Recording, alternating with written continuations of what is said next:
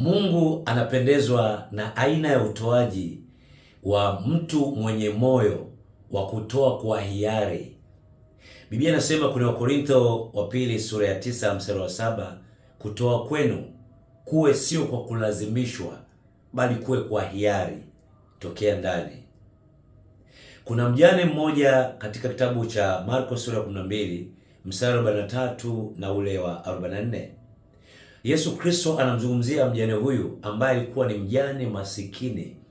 Alitoa senti kadhaa, wengine walitoa maburunguto ya fedha, zinaonekana nyingi katika namna ya damu na nyama, lakini Yesu akamrekomendi huyu mwanamke mjane kwamba yeye ametoa kikubwa kuliko wale wengine wote. Sio kwamba alitoa fedha nyingi, hapana. Ndani ya kutoa kwake kulikuwa na hiari, kulikuwa na ile hali ya kusukumwa ndani ya moyo. Hakutoa kile kilichobakia, bali alitoa chote alichonacho.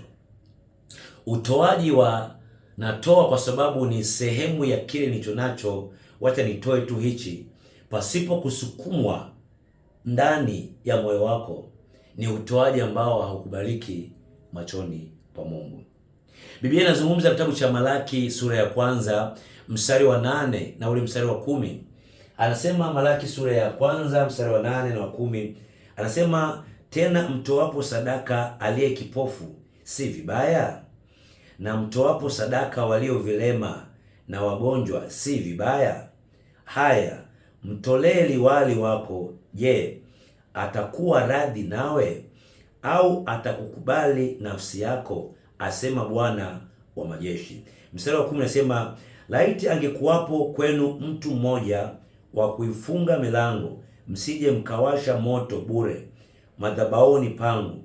Sina furaha kwenu, asema Bwana wa majeshi, wala sitakubali dhabihu yoyote mkononi mwenu.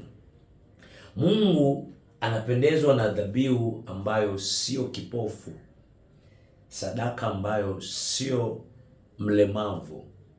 Hatutoi kwa Mungu au hatutoi kwa watu kwa sababu ni extra kilichobakia, basi tukitoe tu kwa sababu hakina kazi. Hapana, tunatoa kwa sababu ya ubora, kuheshimu kile ambacho Mungu anataka tufanye kwake yeye, aidha kwenye kazi yake au kwa watumishi wake au kwa watu waliotuzunguka walio na uhitaji fulani.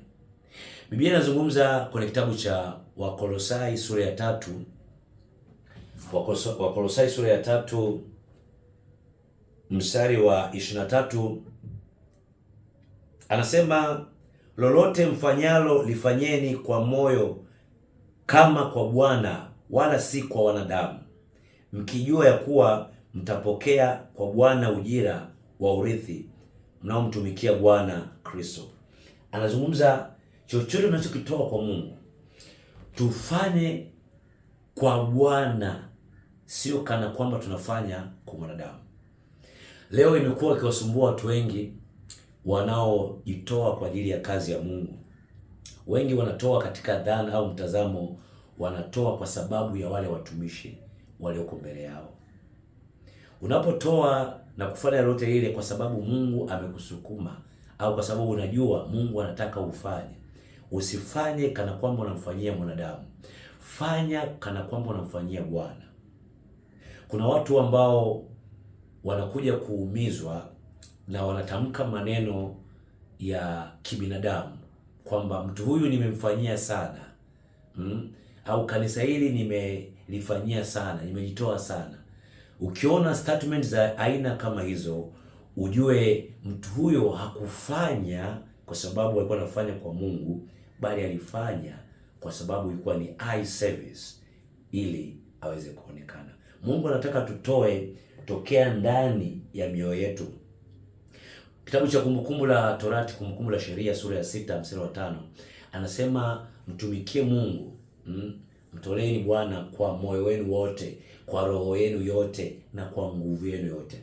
Iwe ni fedha, iwe ni mali, iwe chochote kile, hata muda wako unaotoa kwa Mungu, iwe ni kwa moyo na kwa roho na kwa nguvu zetu zote. Mungu akubariki sana kokote ulipo. Majina langu naitwa Apostle Dr. Wilson Masawe, nakupenda sana. Shalom aleikum. Take care.